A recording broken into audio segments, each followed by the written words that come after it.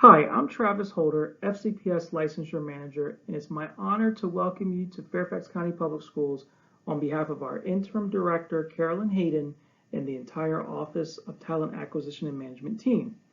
You all have already had an opportunity to interact with the Office of Talent Acquisition Management as we conduct all the recruiting and hiring for the entire school division.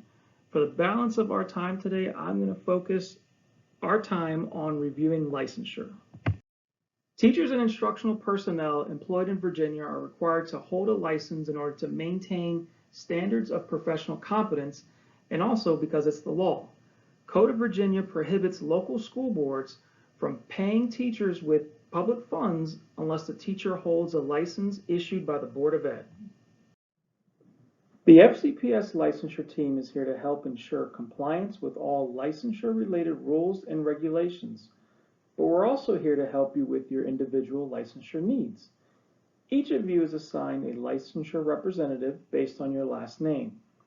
Davita Booker helps those with last names A through LA, and Lisa Brown helps those with last names LB through Z. Andrew Drake processes all additional salary requests, and Lisa Lazinski supports all provisionally licensed teachers, and I work with individuals enrolled in Virginia Career Switcher programs. Most of you have already heard from our team regarding the need to apply for your Virginia license.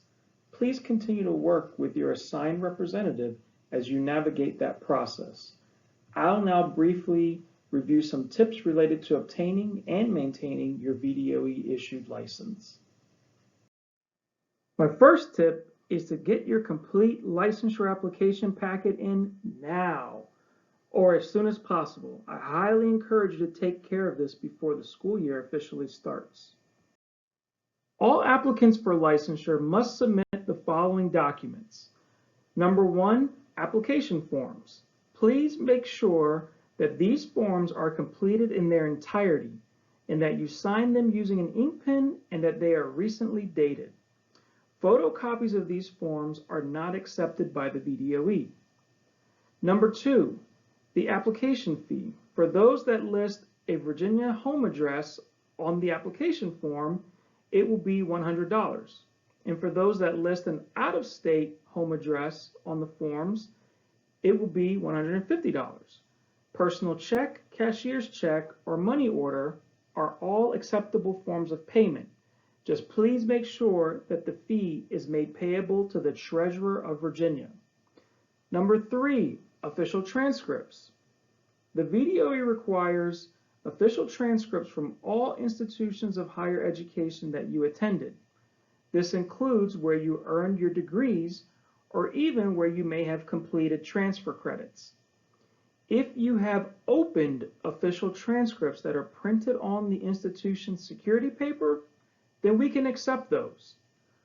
Or we can now accept electronic transcripts if they are emailed to an FCPS licensure staff directly from the college or university. The VDOE will not permit us to accept electronic transcripts that you send to us. They must come to us directly from the college or university. Number four, the Dyslexia Awareness Training Module. This is a free training that must be completed through the VDOE. The FCPS version that you will complete through MyPDE is not accepted for licensure. Number five, Child Abuse and Neglect Recognition and Intervention Training. This also is a free training that must be completed through the VDOE and Virginia Department of Social Services. The FCPS version that you will complete through MyPDE is not accepted for licensure. Number six, First Aid, AED, and CPR training or certification. This can be an online-only training completed through the American Heart Association, the American Red Cross, or FCPS offers a free module that you can complete through MyPDE. Number seven, the Behavior Intervention and Support Training Certificate. This is a free module offered by the VDOE and Old Dominion University. The FCPS version that you will complete through MyPDE is not accepted for licensure. You can find the web links to all of these trainings within the email notification that an FCPS licensure team member has already sent you or will be sending soon. The following documents are required only if they apply to your individual situation. For those that hold an active out-of-state license, you will need to include a copy of it. For those who recently completed their teacher prep program, you will need to obtain a college verification form signed by the certification designee at your college or university where you completed your program. For those that have passed Virginia licensure assessments, you will need to include score reports for those tests. For those pursuing a career and technical education endorsement, you'll need to provide an industry credential certification. And for those pursuing a school counselor endorsement, you will need to provide documentation that you meet the VDOE school counselor training requirement for licensure.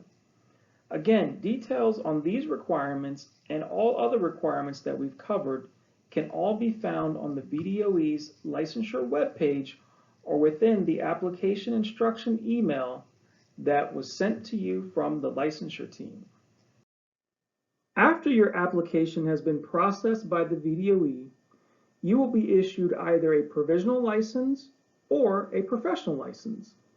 You will be responsible for maintaining an active license in order to be eligible for continued employment. If you are issued a provisional license, it's because the VDOE has determined that you must complete additional requirements to qualify for a full and renewable professional license.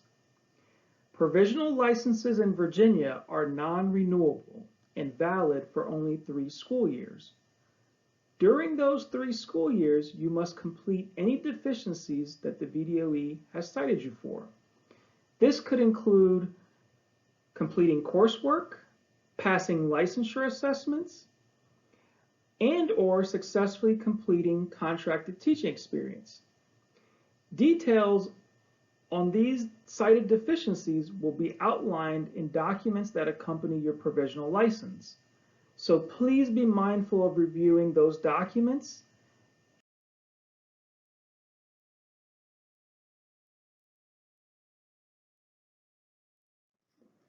If you are issued or currently hold a professional license, please note that the license will either be valid for 5 years or 10 years. During the validity period of your license, you must accrue renewal points, which can be done by completing professional development activities provided by a school division, completing coursework at a regionally accredited college or university, or through a number of other options.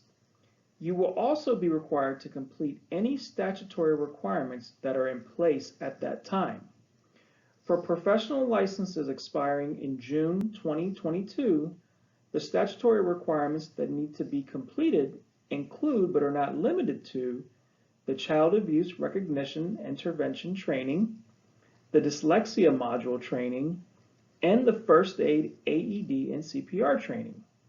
Please note that these statutory requirements can change from year to year, and it's best to check in directly with the FCPS licensure team during the school year that your professional license is set to expire, so that way you can have the most up-to-date information.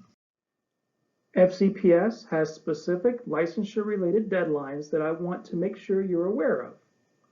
For individuals who do not currently hold a VDOE-issued license, the expectation is that you submit a complete initial licensure application packet within the first 30 days of your contract.